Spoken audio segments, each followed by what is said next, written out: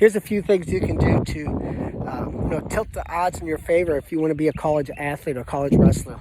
It's right at 0.9% of the high school athletes get a chance to wrestle or compete in college in any sport, so less than 1%. Now remember, most people aren't actually going for it, right? It's kind of like most people aren't really trying to get an A in algebra. They would like to, but they're not studying for 6 hours on a Sunday when they needed to. So let's understand that most people aren't really giving an honest effort. I'm not trying to be mean. I'm just saying it like it is, right? They're really not trying. So don't be afraid by that 0.9% statistic. But, it is difficult, especially nowadays. There used to be like 250 Division I wrestling programs. Now we're down to, I think 79. So they've been dropped a lot. So there's less opportunity. Not only that, is there less opportunity, the high school athletes are way better. So it's more difficult, okay? But still in all, let's just pretend you're one of the ones who's actually going for it. Most people are just pecking around a little bit. So what do? If you get a 3.25 or higher GPA, man, it's like pouring rocket fuel on your wrestling career, because most of the athletes aren't doing it. It's kind of like, when did you start wrestling year-round? I know a guy, he's actually ended up being an NCAA champ. You ask him, when did you start training year-round? He goes, when Nick and Tony did. Boom, that's simple. When me and my brother got crazy, started destroying them, he's like, dang it, man, I just wanted to play a little YMCA wrestling and have a great career. You used to could do that back when I was a kid, and even older folks. You can do YMCA baseball, take 8 months a year off, get a college scholarship, maybe even wrestle in the pro, or play baseball in the big leagues. Nowadays you can't, right? Some people ruined it for the rest of us, didn't they? Now I have to go to the batting cages on a Saturday morning. It is what it is, right? So 3.25 or higher, which is not a bad thing. It's opportunity. It's not a hurdle. Most of my competition isn't going to do that. If I can get a 3.5, 3.6, makes a big difference, okay? So it's just like thinning out the herd, right? Secondly, you want to be a special athlete, a special person, a high achiever. So the Arizona State coach a few years ago said, I need kids who are special. The Ohio State coach said, hey, your camp and academy updates, I love it. Your college recruiting center, I like following it. I don't always reply to all the emails, but Nick, remember, I need freaks. If you have a freak in your academy or one coming up or at your camps, you text me individually, because I need freaks, because I'm trying to beat Penn State and Iowa and Oklahoma State. So be special, be a freak. What is that? Well, this teacher, she likes her job. She does a good job. She's a good teacher. Will never get fired. Most kids like her. And this teacher is a dynamo. She's trying to be an amazing teacher. Well, that one teacher is trying to be a 5-time National Teacher of the Year. She's a different teacher. That's a special teacher, right? One dad or mom works out at the gym so they can live long. One wants to stay in shape.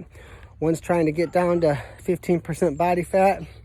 Well, then there's that one mom or dad who are in their upper 30s or 40s, right? They're entering fitness competitions.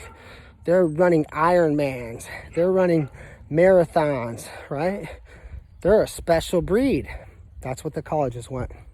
Off the charts, like psychopaths. That's what they want.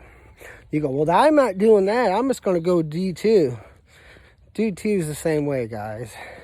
Maybe not 20, 30 years ago. It was like a lower level. You got the same requirements and demands placed upon your time in D2 or NAIA wrestling that you do in D1. And the competition is pretty fierce. So make sure that you're a special person. Lastly, not necessarily in all these orders, you need to be competitive, right? You have to beat some good wrestlers. And if you don't beat them, it better be a good match. And it's how you win and how you lose. So if you go to a camp or something and, you know, you're not crushing it, you don't make an impression. I did a post. I actually shared it on Wrestlers Only. There's like 80,000 people. I'm like, if you go to a summer camp and you don't impress every coach there, you wasted your money. Holy cow. I got attacked. I'm like, well, some people don't see it. I didn't get attacked because what I said was wrong. I got attacked because, you know, some people don't like to hear reality, do they? But I know. It's like our business. I got to work 65 hours a week. The way it is. If I said, oh no, you can have a well-rounded life, I'd be lying. If I said you had to work 65 hours a week, you have to work 8 hours on a Sunday sometimes, people would attack you. People attack the mom who runs marathons. People attack the teacher who's trying to be a 5-time National Teacher of the Year. People will attack you because they don't want to hear it. But it's true. If you go to a camp, you better blow people away with how impressive you are. Show up early, stay up late. You don't have to be a cheerleader leader. You can be a silent lead by example leader, but you better stand out, right? Because what happens is these college coaches, the scouts, they're going to contact your teachers. They're going to contact me. They're going to contact other people, and they're going to see if there is a history of this kid being a high achieving, sort of maybe psychopathic about his or her success. They want you to be psychopathic about your success. That's what constitutes someone who's special, or as Tom Ryan said, a freak. And if you're doing that, then the wins will happen. Some people say, well, I need to get more competitive. Well, you're not a psychopath. If you were a psychopath, you wouldn't be complaining, right? Did you do stance in motion for 10 minutes today? Did you run hills? Like, I'm getting ready to run this one. I'm just trying to stay in shape, though. I'm 50 now. But, so these things are all related. If you start being serious about your school, you'll start being more serious about your practice. If you start thinking about being a special person who is a freak of nature, a psychopath about your success, you're going to start working harder in practice. You're going to quit talking to the cheerleaders in the weight room. You're going to start destroying the weight room, trying to get strong, trying to rip meat off the bone in the weight room instead of like doing some reps. Right? Listen to the music, hang out with the boys.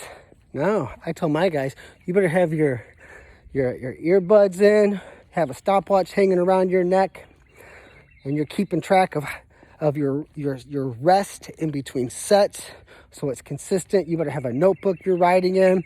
You better track your lifting regimen, because what gets measured gets accomplished. You don't eat, especially during season, you don't eat past, say, 6:30 at night. You don't drink past 8. You wake up, you weigh in every morning at 6:15. You have your weight chart on your bathroom, right? I mean, you're like a serious athlete. You're not just a wrestler. You're a serious athlete. And all these things are interrelated, and they're going to help you to win more matches. Now, if you struggle with winning more matches, make sure you're getting the best training there is, because, some people are attacking it. Get a home wrestling match. Skip one of these stupid so-called national tournaments, because not all of them are bad. There's some real national tournaments I encourage our parents to go.